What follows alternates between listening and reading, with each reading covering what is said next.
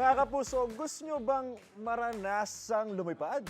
Pwedeng-pwede yan. If you're looking for a thrilling experience, pwede nyo subukang magpalipad ng isang ultralight aircraft. Kung kinaya ko, malamang kaya nyo rin. Let's all watch this.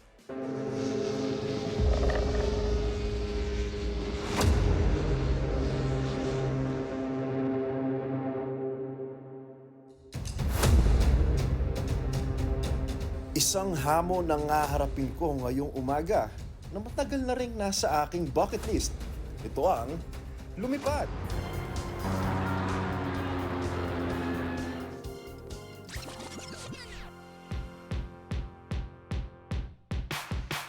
Andito ako ngayon sa Magalang, Pampanga, dito sa isang Premier Recreational Flying Club at mamaya masasaksihan nyo kung paano nga bang sumakay at magpalipad ng isang ultra-light aircraft.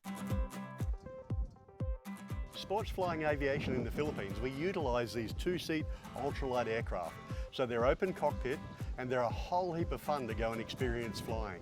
A day's flying and a day out costs you somewhere between 4,000 and 6,000 pesos per person. Ito na mga kapuso, I can't wait but I can't start. Ganun yung pakiramdam ko. Ano pang hinihintay natin? Take me away! Let's go! Tara na! Sir Charles, ano po ang kahalagahan na meron kang suot ng headphones?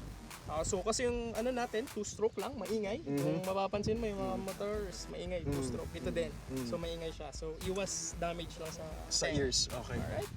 Lilipad tayo siguro ng mga 800 feet. So, sa taas mamaya, sa ere, hindi tayo magkakarinigan. Hindi tayo magkakarinigan. So may hand signal tayo. Hand signals. Okay, so ano tong hand signals So, na to? pag okay ka, it's like okay. Okay. You want to go back, it's like this. Okay. Okay? Paano pag kunyari, pagangat natin mamaya? As in, pagangat. Gumanon na ka ako agad. Tuloy pa rin natin. Ay, talaga! Hindi, balik na tayo. Ito, para saan to? Yan naman kasi sobrang Charles. hangin para hindi ka masyadong maiyak. So, maiiyak ako Maiiyak dito. ka talaga. Kahit nakaganyan ka, maiiyak ka. Ito. Totoo yan. Pupunasan ko Ngayong para sa'yo. pangalan.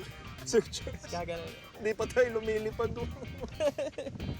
So, paano na, Sir Charles? Simulan na ba natin? Let's go.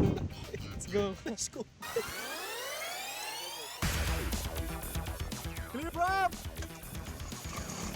Oh, let's go! Woo!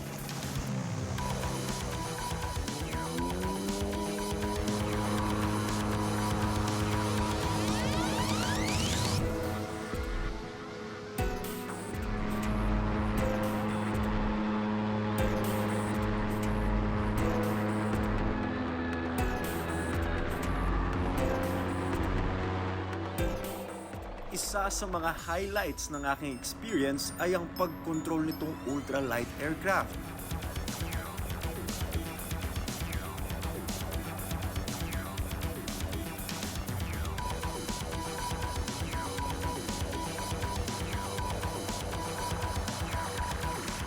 Habang lumilipad, kitang-kita ko ang mga magagandang tanawin, ang napakahabang Pampanga River at ang napakagandang Mount Arayat.